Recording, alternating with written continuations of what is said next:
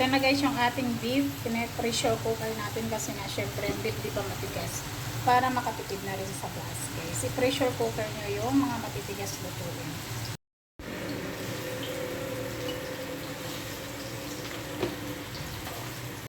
Ayan guys, sinagsama natin yung sibuyas at saka bell pepper guys.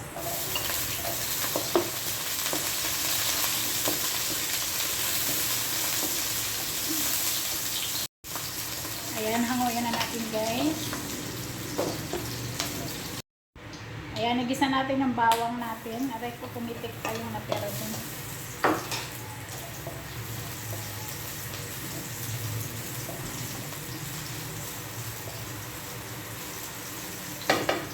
Now guys, ilagay natin yung ating beef. Ayan.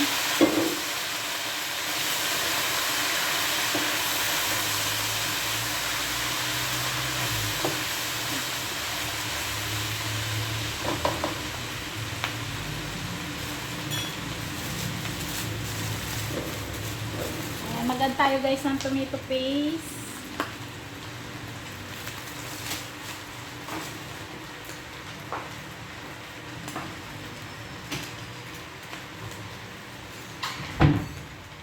Konting soy sauce lang guys. Para hindi lang masyadong mapula. Black pepper. And then salt. Then mix guys.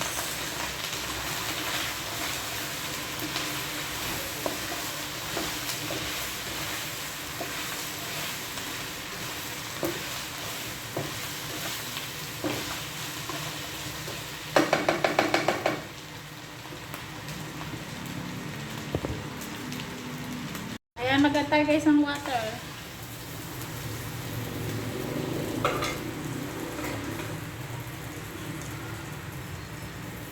Ayan, pakukuluin lang natin to guys, saka natin ilalagay pa yung ibang sangkap.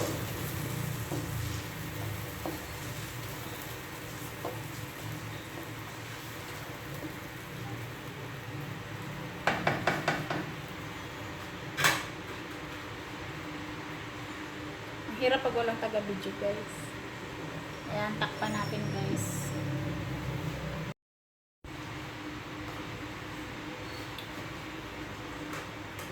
For now guys, ilalagay na natin yung ating carrots and patatas.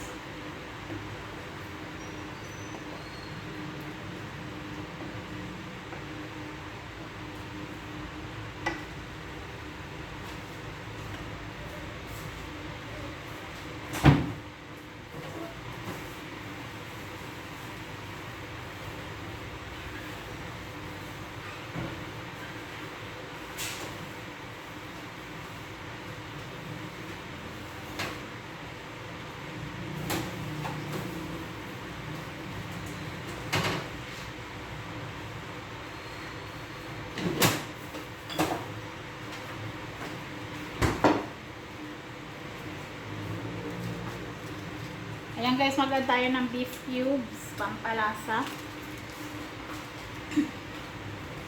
Haluin lang natin.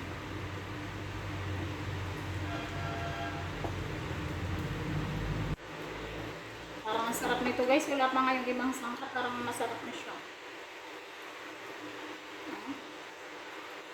Ating beef caldereta.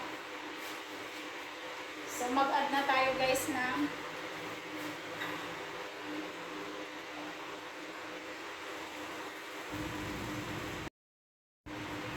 mag-add na tayo ng liver spread ang nagpapasarap sa ating caldereta.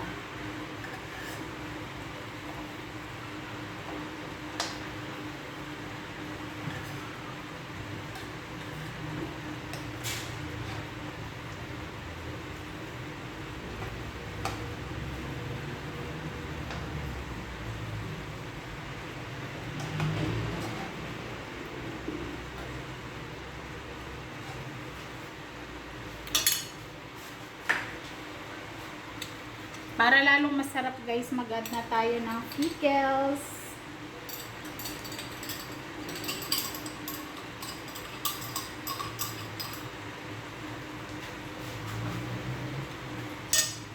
Haluin lang natin guys. Pampatamis kasi guys yung pickles.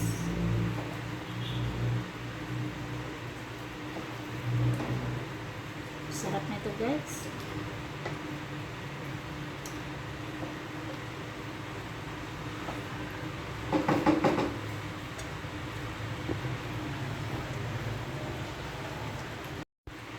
Ayan guys, ang aking pampalapot, breadcrumbs.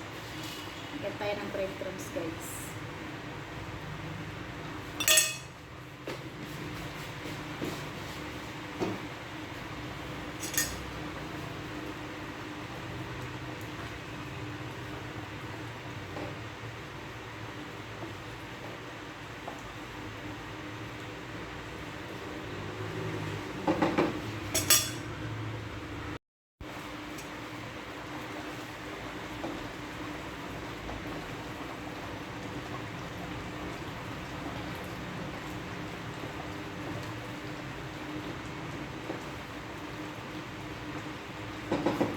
Sarap guys, grabe.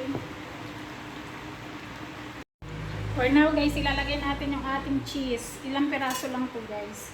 Para matansya na natin yung lasa.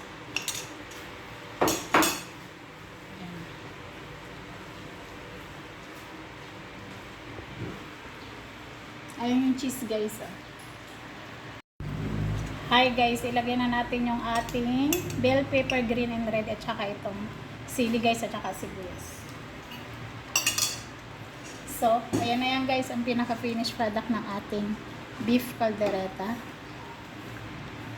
So, ayan guys. Guys, ito na yung finished product ng ating beef caldereta for lunch.